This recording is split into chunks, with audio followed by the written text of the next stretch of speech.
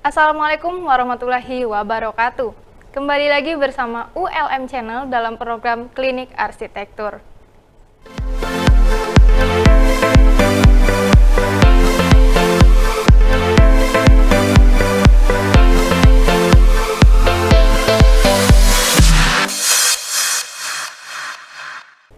Nah, telah hadir di samping saya ini Bapak Dr. Akbar Rahman. Beliau adalah koordinator program studi arsitektur Fakultas Teknik Universitas Lambung Mangkurat. Nah, Bapak, pada kesempatan yang lalu kita sudah membahas tentang lahan basah ya. Pada kesempatan kali ini kita akan membahas tentang keretakan-keretakan dalam bangunan. Baik, langsung saja nih Pak, yang pertama. Apa saja sih faktor penyebab retaknya suatu bangunan? Baik, terima kasih atas kesempatannya. Ini adalah pertemuan kedua kita terkait dengan klinik arsitektur. Benar.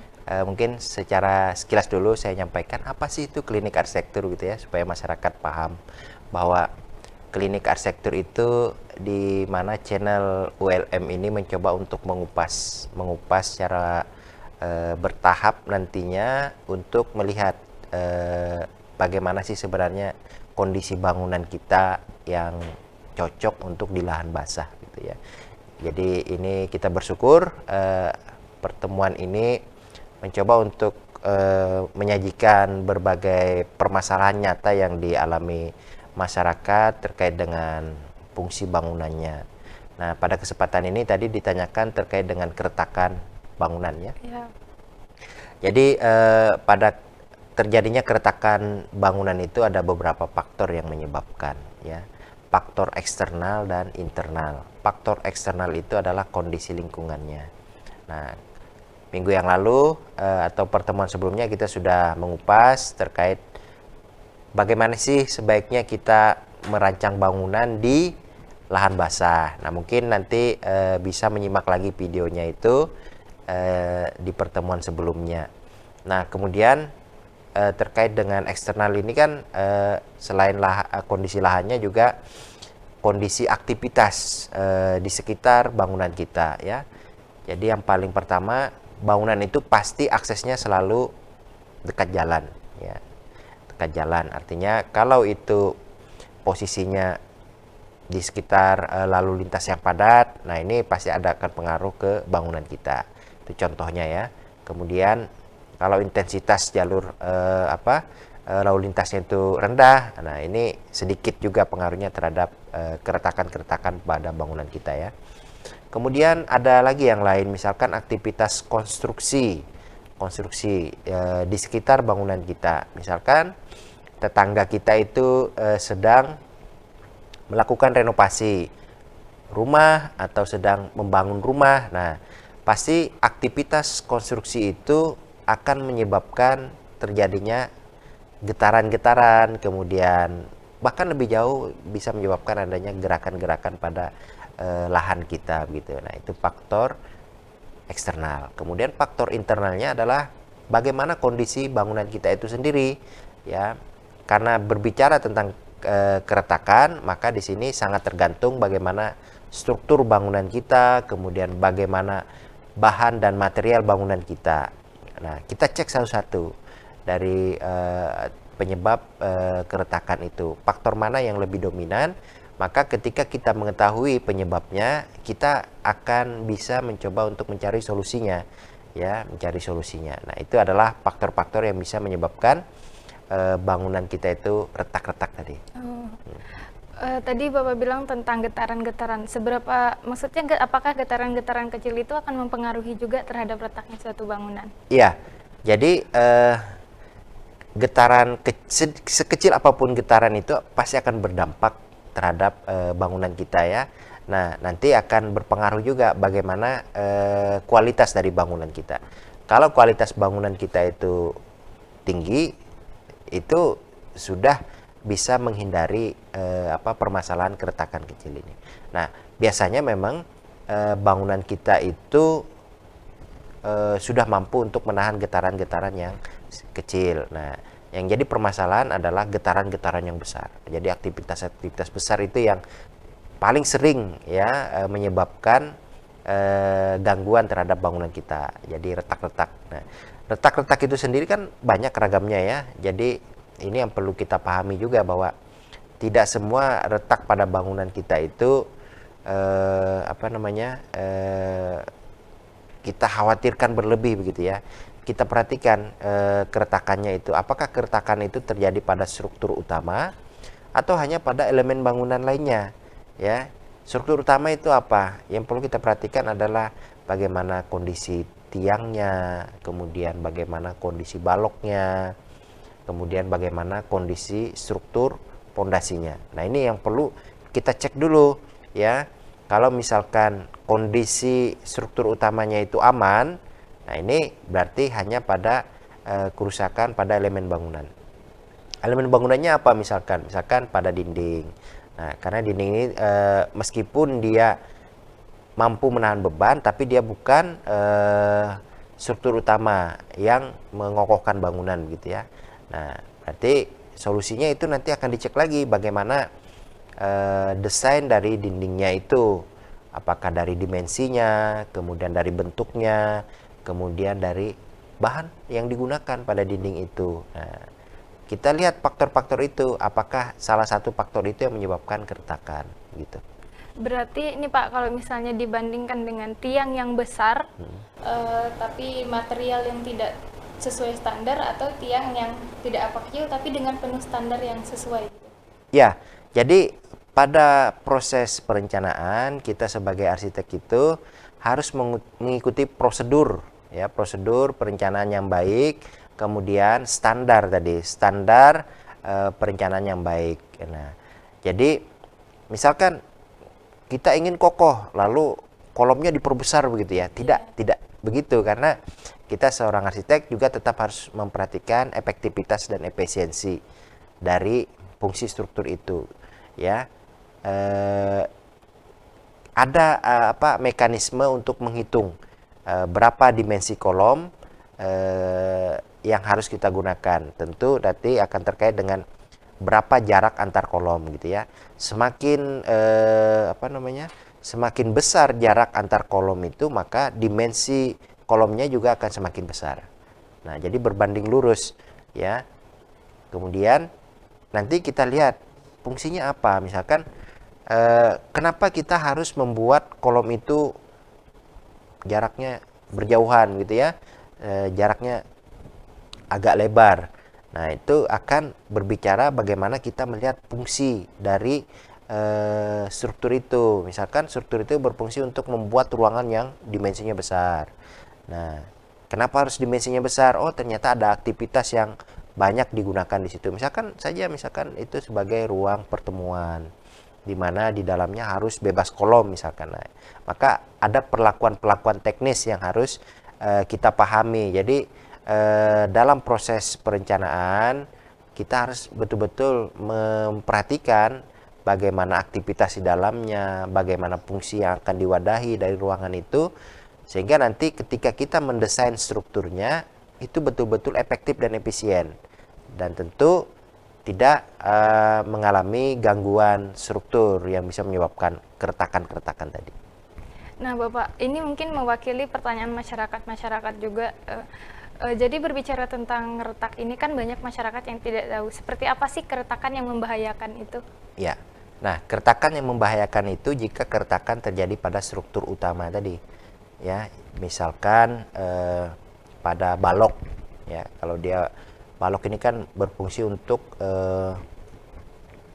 menarik beban dari lantai, kemudian disatukan di balok, dari balok nanti akan digabung di kolom, kemudian kolom akan menyalurkan ke pondasi. Nah, kita lihat keretakan itu apakah terjadi pada balok kita atau pada kolom. Nah, tentu nanti kembali lagi bahan yang kita gunakan sebagai struktur utama itu apa. Nah, kalau dia menggunakan kayu berarti bukan keretakan yang terjadi tapi patahan. Nah, patahan. Kalau beton itu keretakan.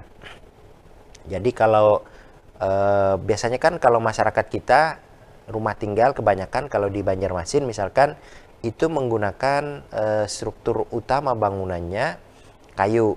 Kemudian di finishing atau dilapisi dengan beton atau semen ya, Iya. plesteran semen. Nah, ini kan perlu kita cek apakah dimensi balok kolom itu cukup kuat untuk menahan beban semen dan plesteran tadi, atau mungkin bata merah atau bata yang digunakan pada rumah itu. Nah, itu perlu kita cek apakah sumber keretakannya itu mengarah ke struktur tadi, ke tiangnya, ke balok yang kita gunakan. Nah, kalau itu mengarah ke sana, itu yang perlu kita waspadai. Ya, itu yang perlu kita waspadai, maka kita harus segera melakukan renovasi, perbaikan pada struktur itu. Namun kadang ada juga keretakan yang hanya pada bagian elemen bangunan. Ya, elemen bangunan itu misalkan dinding atau kanopi, itu bukan menjadi struktur utama pada bangunan kita. Kalau itu terjadi retakan, mungkin penyebabnya bisa jadi campuran bahannya yang kurang maksimal, atau mutu bahannya kurang bagus begitu ya, atau sambungan antar bagian elemen itu juga tidak baik. Nah, maka ini sebenarnya tidak begitu perlu dikhawatirkan, cuma kita juga perlu melakukan perbaikan pada bagian itu. Jadi kalau misalnya sudah kita melihat ada keretakan, hal pertama yang harus kita lakukan adalah investigasi keretakan itu sumbernya dari mana. Kalau sumbernya dari struktur utama, itu cepat-cepatnya kita harus melakukan perbaikan. Kemudian kalau kita cek ternyata struktur utamanya itu tidak mengalami kerusakan, nah berarti kita bisa lihat apakah kualitas dari elemen bangunan itu rendah begitu ya. Maka dari sini kita bisa melakukan renovasi ringan ya. Renovasi ringan kita perbaiki pada bagian elemen itu saja. Nah, ini yang perlu diperhatikan. Nah, kalau studi kasusnya yang sering dialami permasalahan di tempat kita ya, di Tanah Rawa itu, rata-rata keretakan itu disebabkan oleh terjadinya penurunan pada sisi bagian bangunan tertentu gitu. Nah, kita lihat ya, keretakan itu apakah disebabkan akibat dari kemiringan bangunan itu. Kalau terjadi kemiringan bangunan, itu bisa dipastikan ada permasalahan pada bagian pondasi. Ya, karena pondasinya tidak mampu untuk menahan beban berlebih sehingga dia tertekan. Nah, itu terjadi kemiringan. Biasanya itu gampang kita lihat pada sisi lantai mulai miring begitu ya. Nah, penyebabnya juga hal lain bisa menyebabkan tadi, bisa disebabkan oleh strukturnya yang memang kualitasnya tidak bagus, kemudian juga bisa disebabkan oleh beban yang berlebih di sisi itu. Jadi misalkan di tempat itu kita letakkan lemari ya, dimana di dalam lemarinya itu banyak barang-barang kita yang berat, sehingga beban dari bangunan kita itu tidak seimbang. Nah, sementara kebanyakan di tempat kita kan pondasi itu tidak dihitung dengan baik begitu ya. Hanya dikerjakan sesuai dengan pengalaman yang ada di tempat lain begitu. Jadi lebih membuat bangunan itu secara universal gitu ya, secara sama. Nah, padahal setiap bangunan itu memiliki fungsi yang berbeda-beda, kemudian penghuninya juga berbeda sehingga mempengaruhi fungsi dan aktivitas di dalamnya. Gitu. Nah, Bapak, berarti kan tidak semua keretakan itu membahayakan ya, Pak ya? Betul. Nah, namun gimana sih Pak bagi masyarakat nih untuk analisis kecil di rumah misalnya kan terjadi keretakan, untuk analisis secara kasarnya yang bisa dianalisis oleh masyarakat itu sendiri gimana? Jadi diinvestigasi mandiri oleh masyarakat, oleh sahabat, keluarga kita, teman-teman kita, itu bisa mencek dulu. Yang paling gampang dilihat itu adalah bagian dinding kan. Nah, biasanya bagian dinding yang ada retak.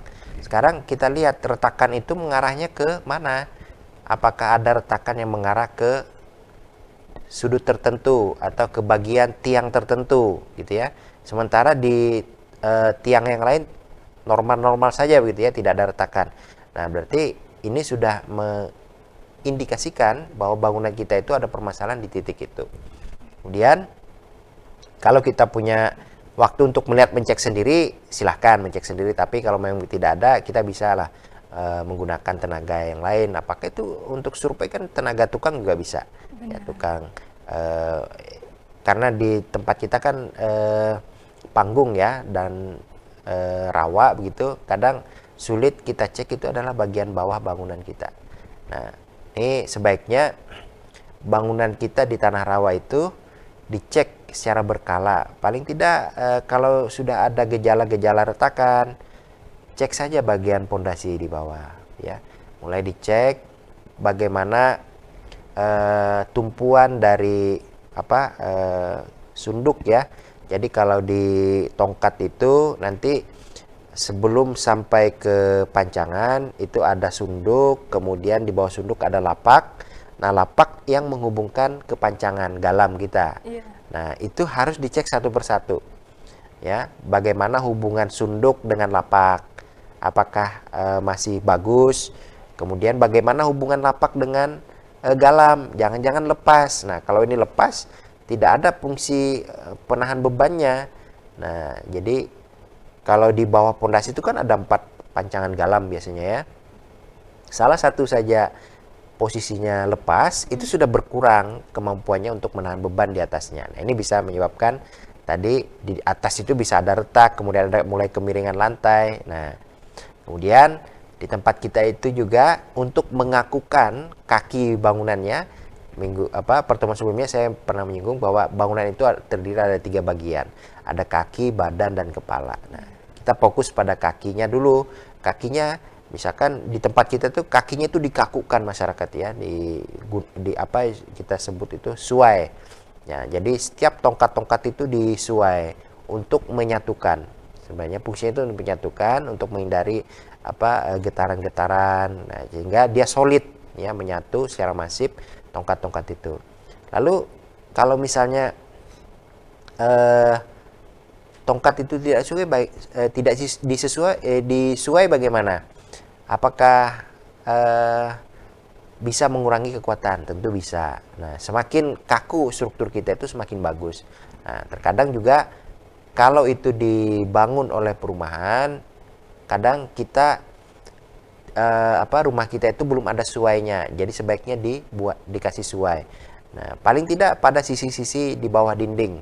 Nah, di bawah dinding sehingga menyatu. Sehingga ketika tadi ada permasalahan apakah itu tongkatnya patah, bangunan kita itu tidak langsung rubuh atau jeblok gitu ya. Tapi masih ada pengikat, kemampuannya mengikat. Sementara kita mencek ya. Kadang kan kita tidak sadar dengan kondisi demikian. Nah, makanya tadi langkah sederhana yang bisa dilakukan masyarakat untuk melakukan investigasi adalah melihat bagaimana visual. Kalau sudah ada retakan, lihat struktur utamanya dulu, mulai dari bawah, dari kakinya dicek satu persatu, kemudian baru diperhatikan balok-balok lantainya. Nah, apakah itu sudah terlihat ada yang tidak sejajar begitu ya. Nah, itu harus kita perhatikan betul-betul. Apalagi di tempat kita lahan basah gitu ya. Lahan basah ini sangat rentan karena kemampuan menahan beban berat itu rendah. Sehingga kalau di lahan basah sebaiknya kita membuat bangunan kita itu seringan mungkin. Ya, jangan berat-berat, intinya itu. Jadi ketika kita memilih bahan-bahannya juga yang ringan-ringan. Nah, kalau dulu kan zaman rumah-rumah tradisional gitu ya, rumah-rumah zaman dulu itu kan bahan-bahannya kayu ya kan. Nah, itu masih ringan. Pada saat ini sudah dikombinasikan struktur utamanya kayu misalkan, kemudian dinding plesterannya pakai semen, beton gitu. Nah, itu yang membuat perbedaan beban dari bangunan tempo dulu dan sekarang. Nah, ini kita harus waspada. Ya, waspada. Kita merancang itu paling tidak harus mengikuti kondisi lingkungan kita bagaimana. Ya, kalau daya dukung tanah itu rendah, maka kita harus membuat bangunan kita seringan mungkin. Jangan yang berat-berat. Nah, di situ nanti juga seorang arsitek harus bisa merancang bagaimana denah bangunan itu jangan terlalu banyak sekat-sekat dinding. Nah, ini kadang tidak dipahami masyarakat juga. Semakin banyak sekat-sekat dinding itu sebenarnya semakin berat bangunan kita. Karena di sana ada pasangan batanya, ada plesteran, ada balok juga. Nah, ini bisa membuat bangunan kita itu bisa kemampuannya menahan beban rendah, kemudian muncullah tadi indikasinya retakan-retakan gitu. Tadi ada Bapak membahas tentang arah retakan. Nah, itu menarik sekali, maksudnya arah retakan arah kemana. Itu arah retakan itu apakah kan ada yang lurus, ada yang miring, atau yang mengarah ke tiang. Nah, itu yang paling berbahaya itu arah kemana Pak, secara kasar mata kita? Ya, arah retakan itu biasanya pada sudut tertentu bangunan kita ya. Itu bisa pada satu arah ke bagian yang bebannya berat, biasanya ke arah dinding. Kemudian dari dinding ada juga disebabkan adanya kegagalan pada satu titik pancangan atau satu titik kolom. Nah, bisa arahnya ke situ gitu ya. Kebanyakan itu sih yang terjadi di Banjarmasin. Baik Bapak, menarik sekali pembahasan kita, namun kita harus jeda dulu setelah berikut ini.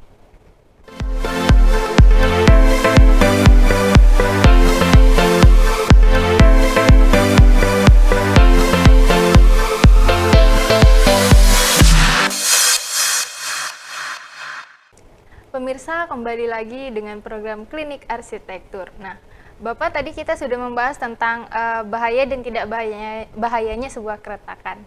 Namun Bapak, kita beralih ke fakta. Nah, baru-baru ini ada berita tentang retaknya sebuah rumah sakit Sultan Suriansah ya Bapak. Itu bagaimana menurut Bapak?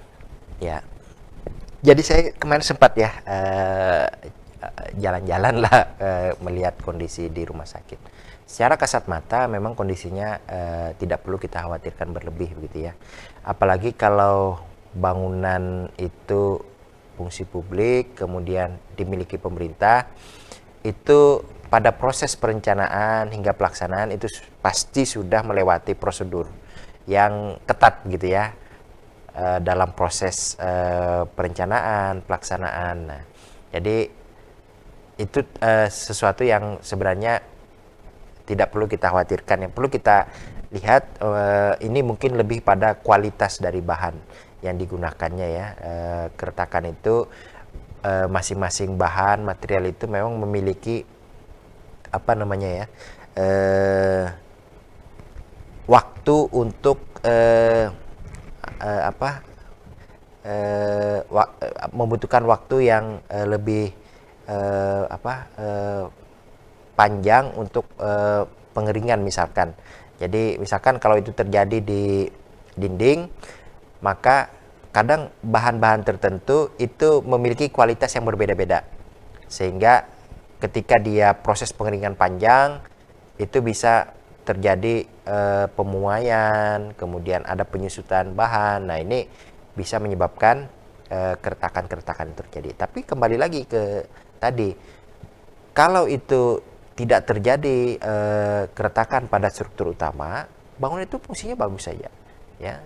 Jadi tinggal elemen yang retak itu saja diperbaiki. Apalagi itu kalau tidak terjadi perubahan secara kasat mata strukturnya gitu ya. Misalkan ada kemiringan tadi yang jelas sekali dilihat, kemudian kolomnya kelihatan miring. Nah, ini kan ada sesuatu yang perlu kita khawatirkan. Tapi kalau itu tidak begitu nampak, ya kita tidak perlu khawatir berlebihan lah ya. Dan pasti karena ini sudah melewati prosedur yang ketat di awalnya, itu pasti sudah dipertimbangkan.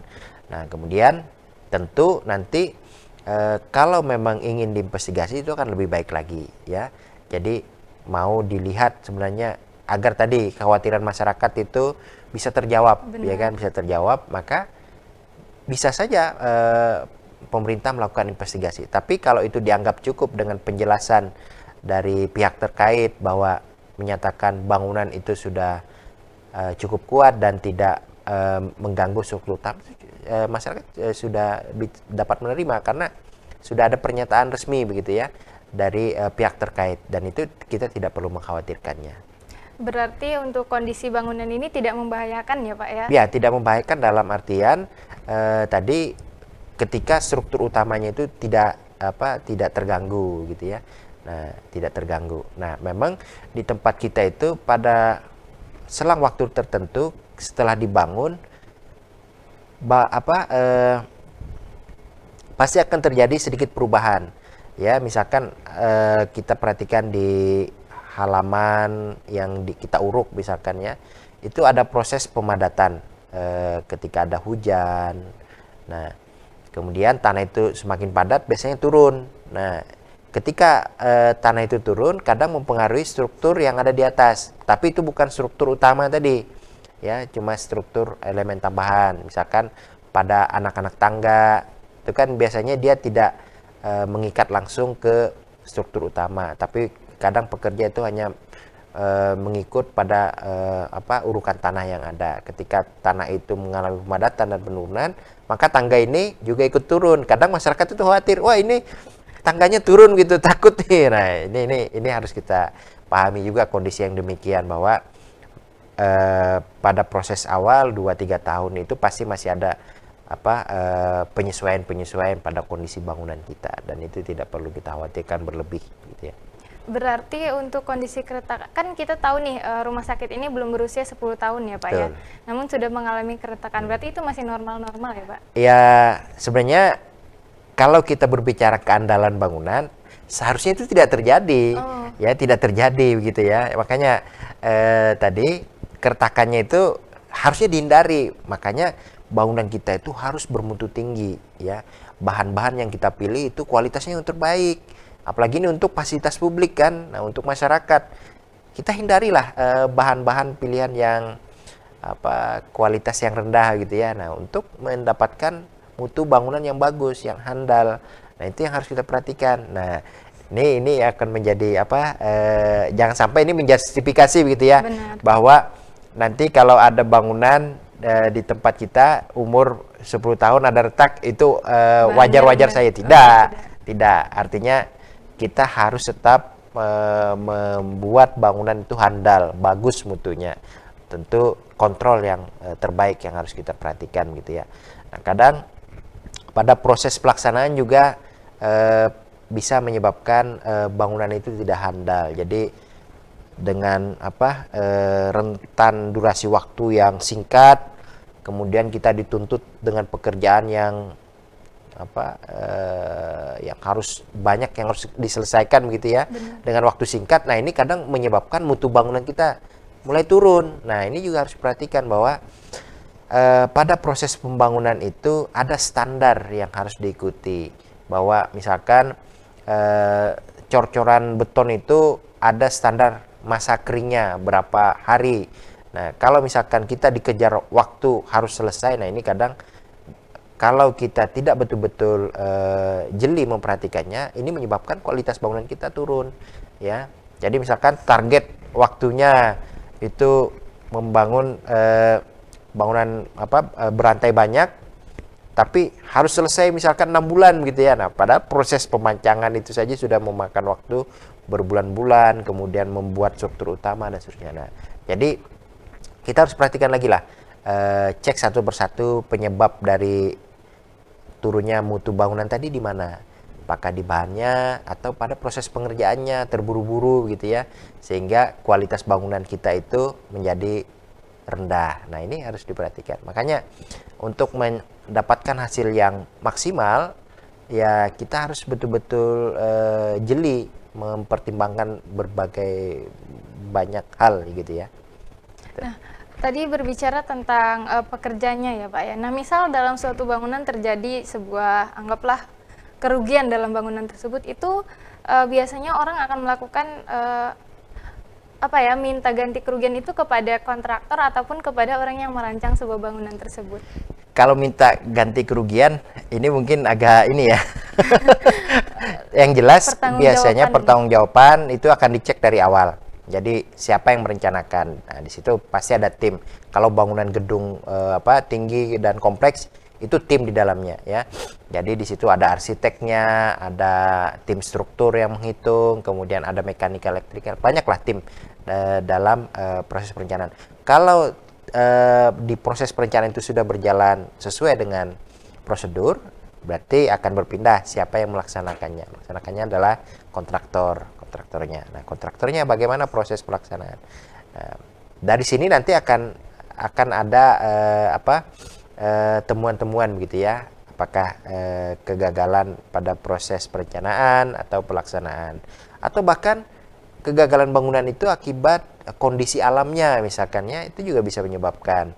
Jadi kondisi alam, apakah itu bencana atau tadi misalkan ada faktor banjir, gempa dan sebagainya. Nah, itu bisa juga menyebabkan bangunan itu rusak gitu ya. Tapi dilihat lagi nanti kalau misalnya bangunan itu disebabkan oleh faktor gempa. Nah, pada proses perhitungan struktur sudah diperhatikan tidak gempanya. Nah, kalau tidak diperhatikan berarti ini ada problem di perencanaan, maka akan feedback begitu ya.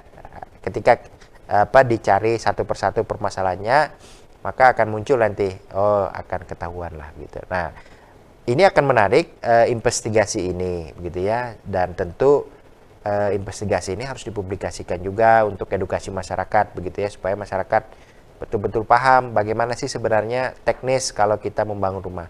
Karena informasi itu saat ini kan sangat gampang ya, dan itu akan bisa membantu edukasi masyarakat lebih cepat, sehingga nanti menjadi pelajaran kita semua untuk melakukan proses pembangunan itu. Kita harus memikirkan banyak hal begitu ya, banyak hal, sehingga semakin bagus nanti kualitas bangunan kita ke depannya gitu. Nah, lalu Bapak terkait dengan pembangunan rumah sakit ini, kita kembali lagi ke rumah sakit. Menurut Bapak itu faktor terjadinya keretakan itu apa sih? Apa karena dia berada dekat sungai gitu, Pak? Nah, makanya saya bilang tadi bahwa di awal, karena ini punya pemerintah, itu pasti sudah dipertimbangkan di awal perencanaan. Ya, letak bangunannya di tepi sungai itu pasti sudah dilakukan proses boring, sondir untuk daya dukung tanahnya gitu ya. Dan itu saya yakin itu sudah dilakukan oleh dinas terkait ya. Nah, tentu masyarakat juga harus tahu sebenarnya. Makanya dengan adanya pernyataan resmi dari pihak terkait, itu sebenarnya kita harus sudah percayalah bagaimana kondisi bangunan itu. Karena mereka yang bertanggung jawab kan terkait dengan proses awal sampai bangunan itu difungsikan saat ini begitu. Nah, jadi ketika kita merancang di tepi sungai, itu memang ada perlakuan yang berbeda dibandingkan kita merancang di agak jauh dari sungai ya. Jadi sempadannya agak jauh dari sungai. Karena apa? Karakter di tepian sungai itu tentu daya dukung lahannya lebih rendah dibandingkan yang jaraknya lebih jauh dari sungai. Kemudian sana juga ada faktor pasang surut air yang selalu terjadi bahkan setiap hari begitu ya. Nah, ini akan mempengaruhi kondisi konstruksi bangunan kita. Nah, itu tentu harus sudah diperhatikan ya, sudah harus diperhatikan pada proses perencanaan di awal. Karena pada studi bangunan yang kompleks itu sebelum melakukan perencanaan itu ada lagi di depannya namanya studi layak. Jadi studi kelayakan ya. Jadi sebelum kita merencanakan nih di tepi sungai tadi, itu sudah ada tim pendahulu yang menyatakan ini layak untuk dibangun di tepi sungai itu. Jadi ada studi kelayakan. Jadi makanya kalau itu bangunan publik pasti sudah melewati prosedur yang panjang gitu ya, sudah yang panjang, dan itu kita percayalah pada pihak terkait gitu ya. Insya Allah tidak mengkhawatirkan. Ya gitu. Nah, kalau begitu apa nih saran Bapak terhadap retak yang terjadi di rumah sakit tersebut? Nah, karena retakan ini sebenarnya bisa menunjukkan kualitas bangunan kita, apakah itu mutunya baik atau tidak gitu ya. Jadi sebaiknya diperbaikilah keretakan itu, kemudian kalau memang perlu juga dicek secara detail lagi supaya kekhawatiran masyarakat itu bisa terjawab ya. Jadi masyarakat tidak khawatir lagi untuk berkunjung, apalagi fungsi publik rumah sakit ya. Nanti jangan kita khawatir untuk berkunjung ke sana. Benar. Kan. Nah, ini yang perlu dikhawatirkan. Makanya ketika ada informasi terkait, seharusnya pemerintah itu langsung sigap melakukan perbaikan ya. Nah, ini yang kita tunggu pada pemerintah. Sudah tidak melakukan perbaikan sekarang. Ini kan sudah beberapa minggu isunya bergulir kan. Iya. Nah, harusnya itu sudah ada melakukan perbaikan. Paling tidak kalau itu masih masa pemeliharaan, tapi saya kira sudah lewat ya karena sudah beberapa tahun. Jadi bangunan itu sebenarnya setelah selesai itu masih ada masa pemeliharaan oleh pihak kontraktor. Nah, tergantung di kontraknya berapa. Ada yang 6 bulan, bahkan ada sampai 1 tahun. Nah, itu. Kalau masih masa pemeliharaan, itu masih tanggung jawabnya kontraktor. Tapi kalau sudah lewat, maka kita bisa masuk kepada agenda pemeliharaan bangunan. Jadi bangunan itu setelah berdiri itu tidak hanya kita biarkan, tapi kita harus pelihara. Nah, salah satu melakukan investigasi di mana kerusakan itu masuk pada proses pemeliharaan, sehingga harus kita langsung perbaiki. Jika ada kelihatan keretakan harus diperbaiki langsung, jangan sampai lama kelihatan masyarakat melihat semua kan. Nah, ini nanti masyarakat akan khawatir. Nah, ini yang kita hindari. Jadi kalau ada sedikit saja kerusakan pada bangunan, apa itu bangunan publik, maka seharusnya langsung diperbaiki, ya. Nah, itu. Oh ya Pak, untuk terkait retak ini apakah bisa cuma ditutup dengan, biasanya masyarakat kalau rumahnya retak sedikit diplester begitu Pak, itu apakah bisa untuk diterapkan di bangunan ini? Ya, sebenarnya kita lihat lagi bagaimana keretakan itu terjadi. Kalau memang misalnya hanya ada proses keretakan bangunan yang tidak signifikan, biasanya retak air kita sebut, ya langsung di kalau kita nyebutnya, kalau itu di kompon atau dikasih semen putih, iya, menutupi permukaannya itu, kemudian dilapis lagi. Nah, kalau itu terlalu renggang, maka itu harus kita bobok dulu. Ya, jadi kita bahasa kita di sini dibetel gitu ya, dibetel dihancurkan bagian yang retak, dibangun kembali bagian lalu diplester ulang di bagian itu, sehingga plesternya itu menyatu nanti antara bagian yang retak tadi, gitu. Baik Bapak, setelah kita membahas tentang Rumah Sakit Sultan Suryansah, namun kita harus jeda dulu. Pemirsa, kita kembali setelah berikut ini.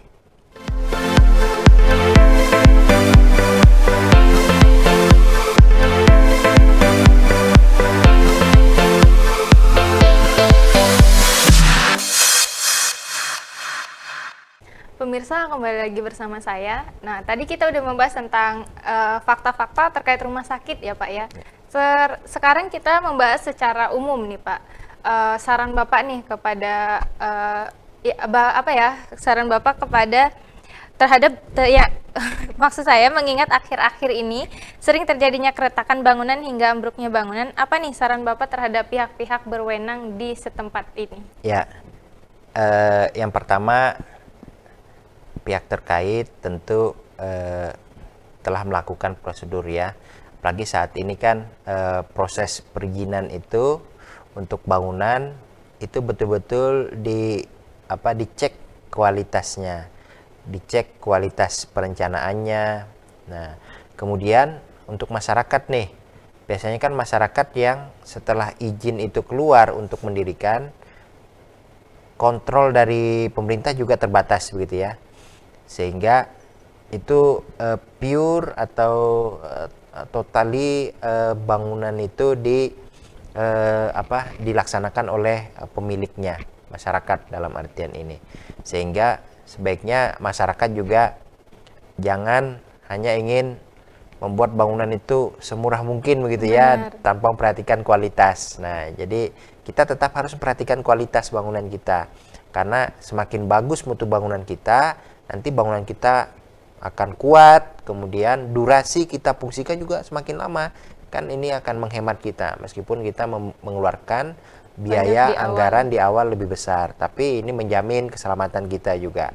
Jadi itu yang harus diperhatikan masyarakat, bahwa kemudian juga pada proses pelaksanaan gunakanlah tenaga-tenaga terampil, ya kan, tenaga-tenaga yang memang memiliki keahlian di bidangnya itu, sehingga itu bisa menjamin kualitas bangunan kita.